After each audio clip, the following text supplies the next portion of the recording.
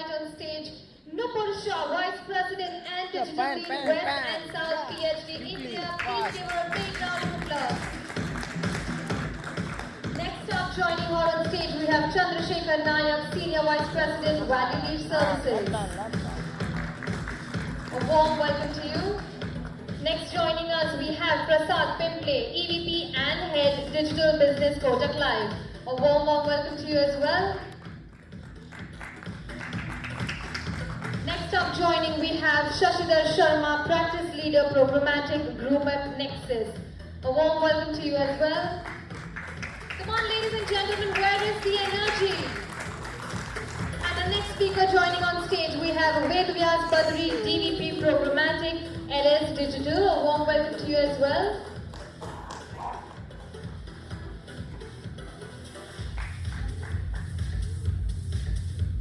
We're looking forward to this conversation, and over to you, Nupur, to please take it forward.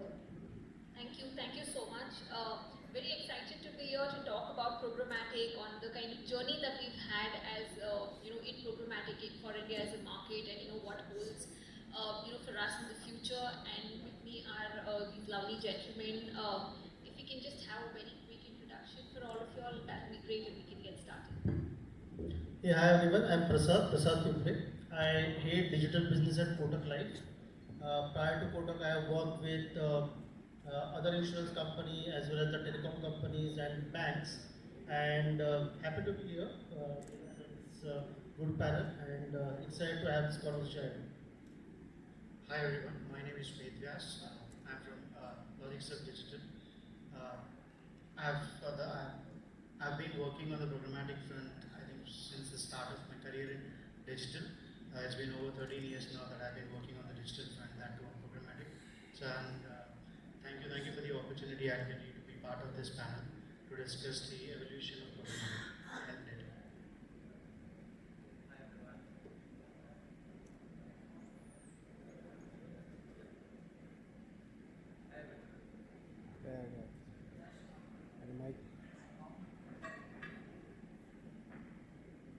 Hi everyone, my name is Shashidhar Sharma. I head programmatic at Nexus. Been involved in the programmatic ecosystem ever since Invite Media was acquired by Google and the DB360 conversation, the entire double-click conversation started with Expert Manager and everything.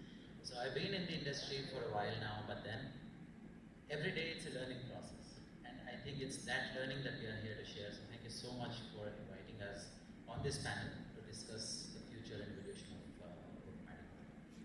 Hi everyone, my name is Chandrashekhar. I'm Senior Vice President with Valueleaf, and this is a great opportunity to speak at this platform. And I thank adgully and of course my fellow panelists. Yeah. Great. So without a further ado, we'll start with a set of questions that we have for the panel that we can start getting discussed. So the first one is, what we're seeing currently is that media is increasingly getting fragmented. There is social, there is video, then there's the open internet. The programmatic sort of sits at the center of all of it. So what do you think should the budding media planners do, or should agencies suggest, or what are the sort of capabilities that as agencies or planners one should develop to kind of navigate this complex world? Chandrashekhar, if you want to take a stab. Sure. So you're right when you say that media as an industry is very fragmented, and definitely agencies need to play a bigger role to bring it together. When we talk about programmatic, they have to it brings in a very cohesive kind of strategy, whether it is content or whether it is placement. So yeah, definitely. I mean, when we see programmatic as a platform, it helps bring the media as an industry together. Would you like to add? Sure. So I would say that when it all started, it was way too fragmented. I think programmatic got everybody together, right? All scattered publishers were on one platform.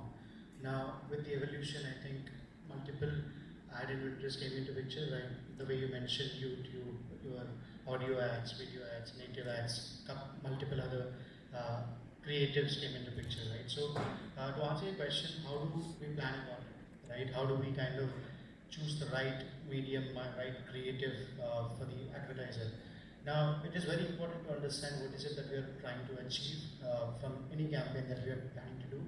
And with the objectives clear, right, every creative that we have will be able to fulfill a certain KPIs, right? So we need to choose the right medium, right ad creatives for the KPIs that we wanted to achieve.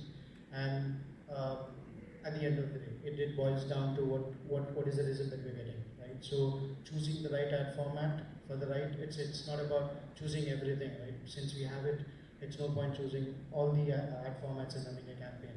ROI is very important, so choosing the right ad format, right medium, even for that matter, right platform as well is very important. A slight off note to you, as an advertiser, what is it that you are looking from programmatic? And when you're briefing your agencies, what are the one or two things that you are looking, them to come up with you in terms of, like you rightly mentioned, the right platform, KPI. What is it that you are looking for? So as a brand, the core objective, he talked about the KPI, correct? So when we start with any campaign, the core objective is already defined, correct? Do I need to drive awareness to this particular campaign, or do I need to get final leads out of this campaign? That finally decides what do I need to do. But the important part with programmatic, in fact, you asked that question that media has got fragmented. Now, before media has got fragmented, the customer's attention has got divided. I think that customer attention getting divided into multiple platforms. Earlier, we all know that newspaper used to form the main source of information or news. Now there are so many platforms that are available to deliver the same information or news to the customers. As customer attention has got divided, his preference has got divided. As a customer, my preference might be a text which is printed in the physical newspaper, might be more interesting. Whereas for somebody else, news on the television might be more interesting. For somebody, it might be on YouTube, somebody might be on Twitter. So from that particular perspective, his preference or choice for the source of information that has got fragmented. And on top of it, the entire media which has got created because of this ecosystem, yes, programmatic has helped in multiple ways in terms of bringing all those things together.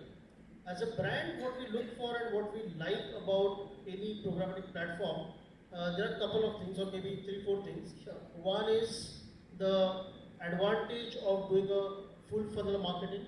It's not just about reaching out to the audiences. It's also about moving that customer down the funnel. That's the one important thing what we look forward. The second important aspect of programmatic is the avoiding the wastage. Earlier what used to happen, that same set of customers are going to multiple platforms as per their choices. Yeah. So that was causing a lot of unnecessary wastage, unnecessary frequency which was going onto a set of customers. That has got significantly reduced. And the third, another important part is the right targeting. If I go to one single publisher who doesn't know the type of customers he's having right now, then it becomes very difficult. And for a brand like life insurance brand, not anybody and everybody is eligible to purchase the product. You need to have some financial eligibility, medical eligibility, age eligibility. It adds that filter on top of overall media availability what we have, a filter for a customer cohort. I think that's what as a brand we look for, whether my awareness campaign is going to the correct segment, correct cohort. That's what we look forward to. Second thing, once I've got that awareness, can I convert it into consideration to a purchase intent, finally a lead, and then the further process. So that's how, as a brand, we end up looking at programmatic as a platform.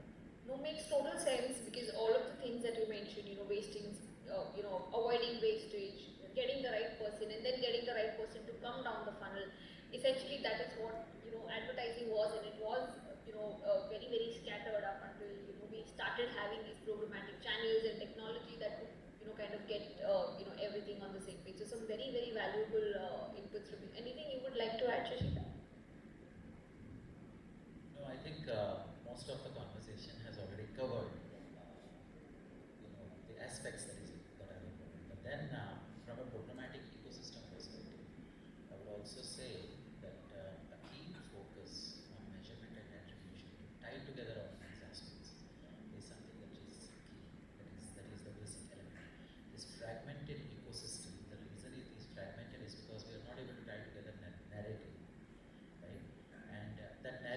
be tied together when we have the right measurement tools, the right attribution mechanisms in place to help us show that ROI and actually show the goal that we have achieved.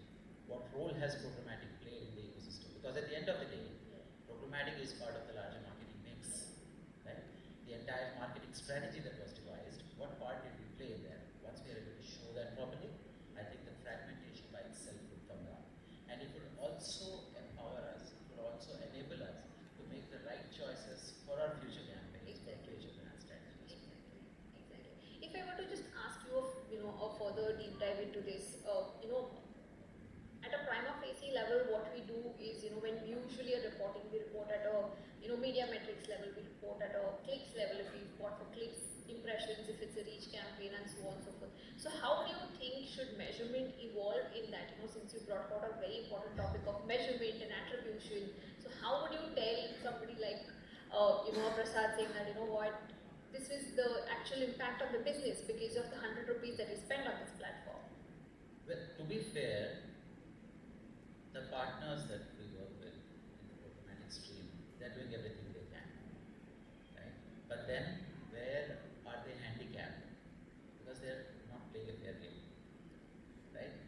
The reason that they're handicapped and the reason we are still talking about this almost 12, 13 years after programmatic started is simply because of the fact that, our platforms right now only send out data signals, they do not ingest data signals to understand what was achieved. So when that element of measurement comes into the picture, where we are able to retrieve that information within our DSPs and able to optimize based on those data signals, based on the actual real-time data, I think it will make that much more sense. Totally makes sense. It's actually the amalgamation of all different technologies that kind of come together, and then you can say that this is how the consumer has come down the funnel, and this is what he's likely to do in the future. Very, very valid point. Anything you would like to add with to kind of the efforts that you are doing, to address measurement questions, that your clients might be posing you? So measurement has always been the main source of all my successful campaigns, right? So without measurement, I don't think so. We have gone at without deciding how we would measure a campaign. I think we don't actually start a campaign as such, right? I think we were associated with STFC Live, and we have some great case studies as well, specifically with respect to measurement. Now, one important thing for measurement is to have the right tech in place, right? Understanding what kind of brand it is and what kind of tech would be needed, right? To drive, of course, the objectives, we need to choose the right platform. Now, how do we show value that certain campaign that we have run has impacted our overall performance as well? So for that, we need to have the right tech in place. It would be a different tech environment. It would be a different tech for a web environment, a different tech for an app, right? So choosing the right tech is very important. Having, of course, the other important thing. Prasad sir were very open to that part, wherein it is difficult to kind of justify the spends that we do on tech, right? One of the biggest challenges that brand face, and very few kind of go ahead and start doing it, right? Educating all the brands about the importance of having tech. It's not only about the cost; it is about actually making you ready to face the questions that you might face eventually, to show the value that you might have, show the value of the campaigns that you might have spent the money on, right? So having the right tech in place, based on the KPIs that you want to drive, and measuring it in the right way is the good thing. Makes sense. So we've spoken about pass back of data back into the DSPs. We've spoken about having a tech in place. Anything that Chandrashekhar comes to your mind about this? I think we have almost discussed everything regarding the measurement of a campaign, and it is very important. It is when we speak about measuring the performance of a campaign, it is not only that we will go ahead and measure the performance, but also from the perspective of optimization, it is very important to measure the performance of the campaign. And because a lot of brands, they need to pay attention to tech. We have, we work with a lot of brands, but we have seen case studies where they are not very digitally literate people. So yeah, I mean, there are challenges when it comes to measurement, but of course the brands have to look into the tech part of it. The measurement needs to be very clear for the costs to be justified, for the ROIs to be generated. So yeah, I mean, as they rightly said, the tech is very important and it plays the major role over here. Sits right at the heart of everything. Anything, Prasad, that you think? Yeah. So I do agree that if I need to do a programmatic campaign on any of the campaigns, I need to have a right set of technology platform and that be integrated to ensure that the entire funnel can be measured and acted upon. But another important part of measurement is also the attribution. That most of the times the brand what we face as a challenge that which particular platform is finally yielding me the best outcome. Right? Let's take the example if I want to do a campaign which is a rich campaign and my objective is that finally it should result into getting direct traffic to my website as well as increasing my organic search. If these are the two KPIs I want to address, and if I don't get to know about that which particular media or which particular platform is yielding that particular result in a scientific manner. So currently what we do just through DCM or campaign manager, you get to know about what is giving assistance to a particular lead, but I do believe that it is still not that scientific. It's quite opaque. So I wanted to be a little more Correct. involved. I cannot see tomorrow. Let's assume I want to say that okay. Let's say example, Facebook is assisting me in a particular website traffic campaign, and I get that particular thing. That okay, this much assistance has been provided by Facebook or for any other platform. Tomorrow, if I remove that platform, I still don't see an overall impact on my website traffic as the KPI. Some other platform takes that place and becomes one of the most important platform assisting my organic search or my direct traffic. So somewhere more sophisticated tools have to come in as a part of the overall programmatic network to help brand know which platform, what kind of assistance, and with so much of predictive knowledge, and because now we are all talking about AI and getting into it, I do believe that that is where the future is, where I can pinpoint which platform, in which time, or which objective is the best bet for me. Exactly, because currently what is happening is also that there is so much of data that we've collected as an industry, but everything is in silos or they're across walled gardens.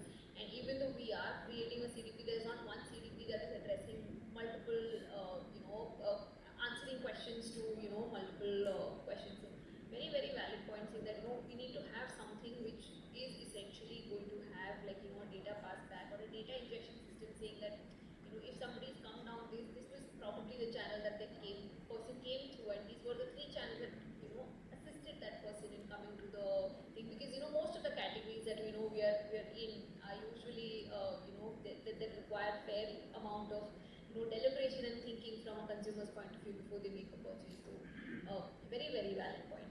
Another thing that I would like to ask is, currently there are 2 schools of thought when it comes to audience targeting or the way we would define our audiences in the world of marketing. There are 2 schools of thought. The more famous one is Badri, who's saying reach out to all light buyers in the category. Purchase cycle is an always on thing. You never know when a consumer is in market for you, and they're considering or they're thinking about you. So we always want to reach out to as broad audiences as possible. Do a frequency of 1+, reach as many people. Whereas on the other thought, there is Mark Ritson and others who are thinking about that. When there are audience cohorts, specific audience cohorts, and there is contextualization that's happening, conversion rates are better. There is better message association that a consumer cohort can have.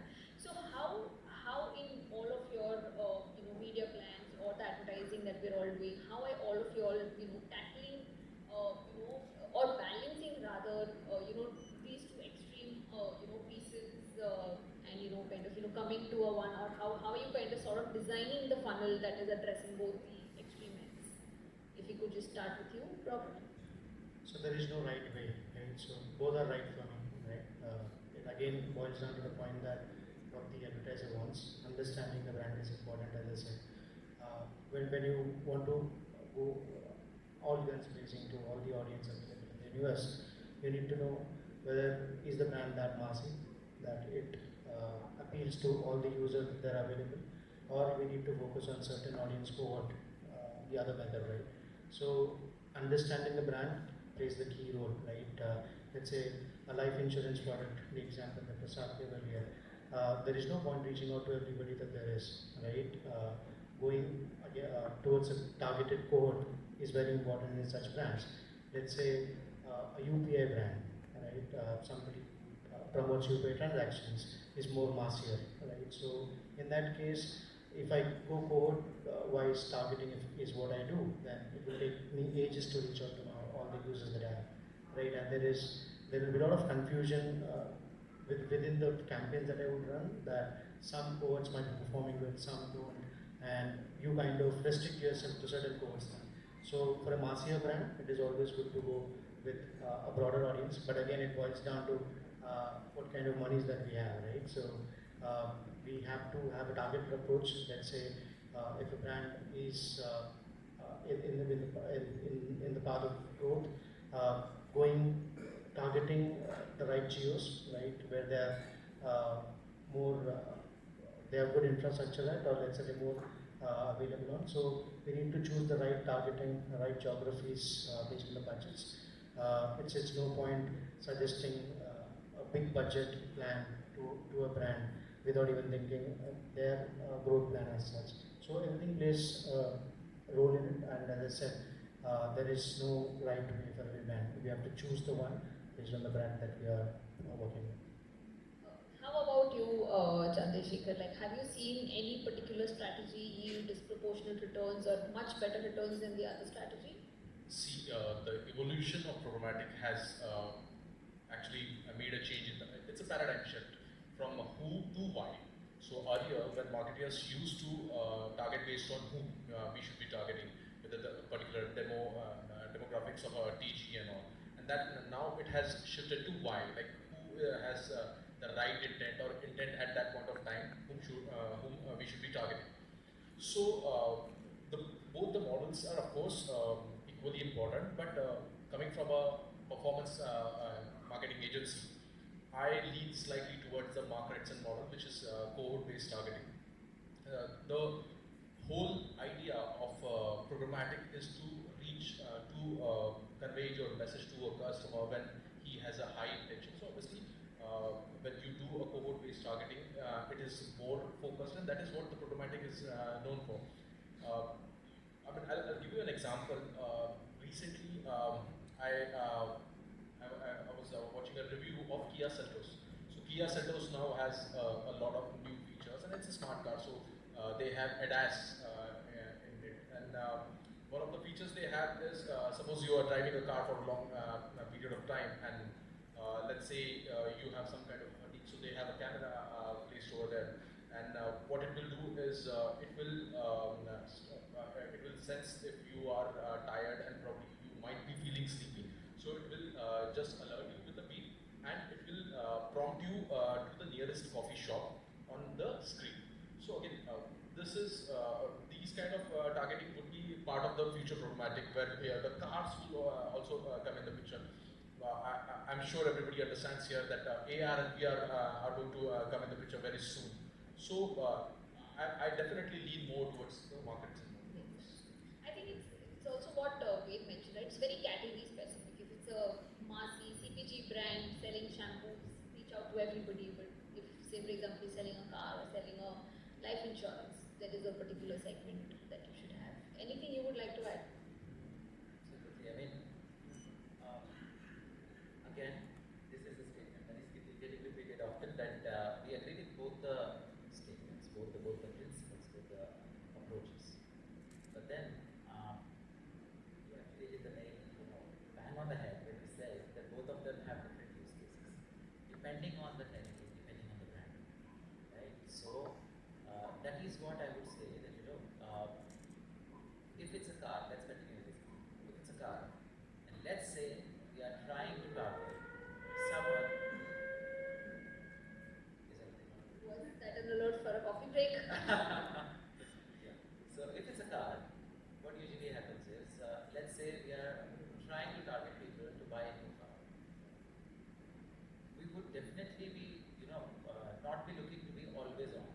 that aspect when we have a clear idea of users who have purchased a car.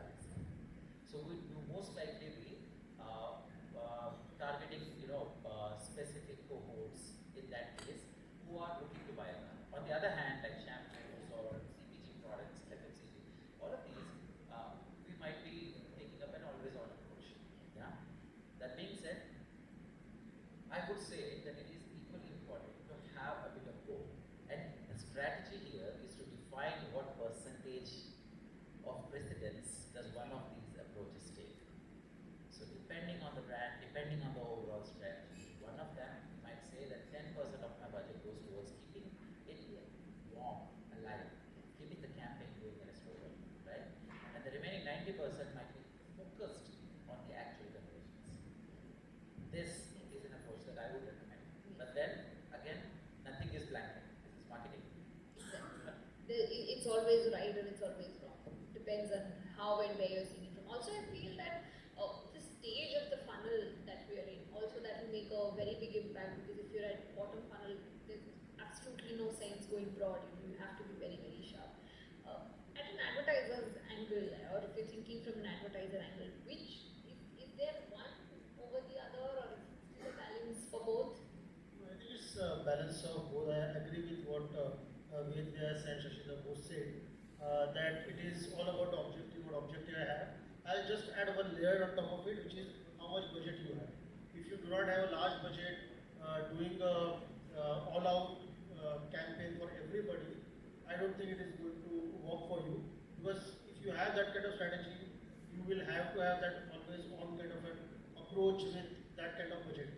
If you are limited on budget, it's always better to first go with somebody who is in market and whatever to show the ROI against your marketing spends, and then get the budget to do that always on kind of a campaign.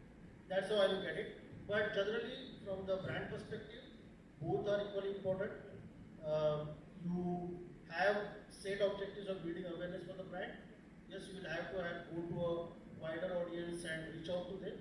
But if your entire objective, what Chandrashekhar mentioned, is to get ROI to targeted or a cohort-based targeting, then I think that second model makes a lot more sense.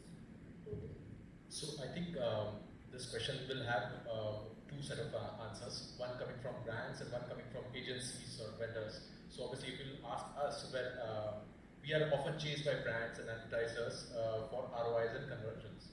So obviously we have to go for the Ritson model, where the cohort-based targeting narrows down the funnel, and the conversions are better.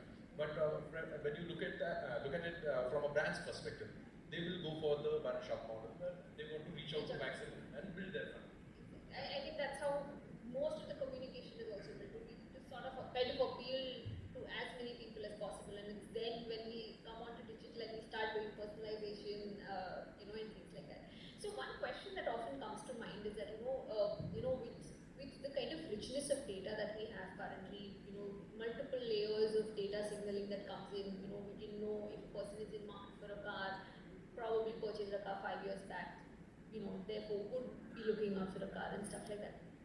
So usually when we add all of these data layering, on top of a programmatic campaign, plus there is also, an aspect of, the platform fees or the tech fees, then there is some sort of a data cost in all of it. So what usually happens is that the cost that an advertiser has to bear kind of, goes up high, and, it starts looking a little inefficient. So how do you sort of manage to have, a bit of both, like manage the right audience layering or a right audience targeting along with the cost that is, not so prohibitive that, that a client would say, like, let's go a slightly little broad, or let's change the channel or something like that. How do you kind of approach these situations? Yeah. So the first thing to realize is that to identify what cost difference are we talking about, right? Because where I'm coming from is, let me explain that this a bit better. Sure. When such a question comes up, when we are looking at the costs involved, we should also be able to objectively evaluate how much is each medium costing me at the end of the day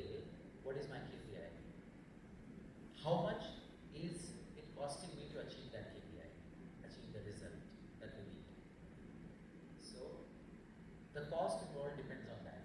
Let's say there is publisher X and they charge 150 rupees for a display event because they are known to have that kind of engagement that we can tap into, the relevance of audience, the data pointers required and everything. And let's say it's just brilliant and we are ready to pay 150 rupees. On the other side, we are targeting the open web. We are getting CPMs of, something dirt cheap, like 15, 12, whatever, right? If we are onboarding targeting, if we are using the right audience, if we are able to guide the system, utilize AI and everything, and guide the system to appropriately deliver the exact amount of engagement that I need, how much am I ending up paying for it? Is 150 worth it, or is it 12 plus those amounts? So that analysis, that evaluation is important. So that is why when this kind of a question comes to me, I always ask myself, what is the end result that I am achieving and how much is it costing? That is the approach that I take. Makes total sense, because this is something that usually comes up, and I'm sure you will agree, because then the question will be, do we change channels? Like, is something else more efficient? Do we go with that, or do we go with the super targeted audience cohort that we have? So it makes total sense. Just the last question, I'm being hinted for time, so just the last question before we can close the panel or open it for questions from the audience. While there are amazing benefits and amazing future options that programmatic gets, there is also an ugly side to it, where a lot of traffic, a lot of engagement, etc. that we get is non-human traffic, fraudulent, or brand safety becomes a very big challenge, because despite exclusion lists, suppression lists, etc., there are always certain cases where brands usually come. So what are some of the things that that you do, sort of to kind of address it, or make sure that the advertising that you sort of do on programmatic is absolutely brand safe and viewable from a human perspective for your advertisers? So programmatic as a platform is a source of inventory, right? Now, while they are evolving in the process of building the platforms, they kind of tapped in with multiple vendors, of course building their own tech to kind of make sure that the inventory is right, fraud-free, non-bot, right? So all these things they have been building themselves, and also to kind of give that extra layer of confidence to the brand, they have kind of partnered with other vendors as well. Now, in the process, luckily in my past experience, I've got to work on the publisher side as well, wherein monetization was the core job that I have to do. When I was doing that, it was more so important for me to kind of partner with these vendors to make sure that the inventory that is coming in is right inventory. Now, what I've noticed during that time is that every vendor that I've partnered with, of course, somebody was good at viewability, somebody was good at bot, so on and so forth, right? So some used to claim that they do everything on that there is available in terms of identifying a fraud as such. Now, in the process, what I've realized is that the same viewability metric is different in different platforms. Right now, choosing the right partner is very important. Now, every partner, this is something that I've learned over the process as well, and I've experienced that many of us do not know that choosing any ad verification or validation partner doesn't make sense, because let's say I have chosen a partner XYZ to kind of figure out what is the ad fraud, or it's a viewability of my campaigns that I'm running through programmatic, right? And end up realizing that 50% of the traffic that I've got is non-viewable. Now, as per the platform, it says that 80% of it is viewable. Now, the 30% different, now I have to go and fight with the programmatic platform saying that the inventory that you have sent is not right. Now, how do I prove that? Do I show the XYZ report? Now, is that, do they have the, are they credible enough to kind of show it to the programmatic platform that this is a valid data? There are bodies, right? Let's say the MRC, IAB, who kind of give certifications to these partners, these vendors, that you are eligible to kind of track viewability and give reports as well. Now, choosing the right partner is very important. That is what I've been doing, because you get so many requests from the brand, because these vendors, they keep on chasing brands to use them, right, to save money. mean, the pitch is that we will be saving money for you, but is it really possible? After a test, after some months, they figure out it doesn't work out, right? So I have to kind of educate them on that at the beginning itself that it's not going to happen. Let's say there are credible partners as well, your IAS, double verify. Even they're supposed to kind of not look at everything. Somebody is good at viewability, as I said, somebody only takes care of the demographics. Yeah. So choosing the right partner is very important. That is what we have been doing in terms of making sure that the inventory that we are buying from the programmatic platforms is fraud-free. Exactly. Makes sense also, because doesn't matter what efficiency you're driving, doesn't matter if you're reaching the right audience or no, unless it is a ad verified or it's source human traffic that we're getting onto. So thank you for the wonderful discussion, and I'm not sure, do we have time for questions? No. Thank you for being such a wonderful panel. A big hand for all this wonderful conversation. Thank you so much, Nupur, and all our speakers for sharing your wide-ranging perspective.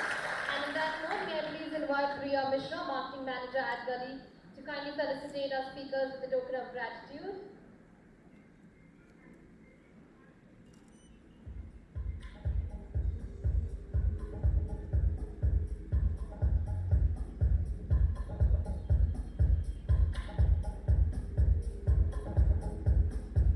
Well, thank you so much for your valuable insight. Well, I must say your conversation definitely a notch higher from the future of programmatic advertising to evolution of programmatic advertising. Can we again please give this conversation and all our speakers a round of applause?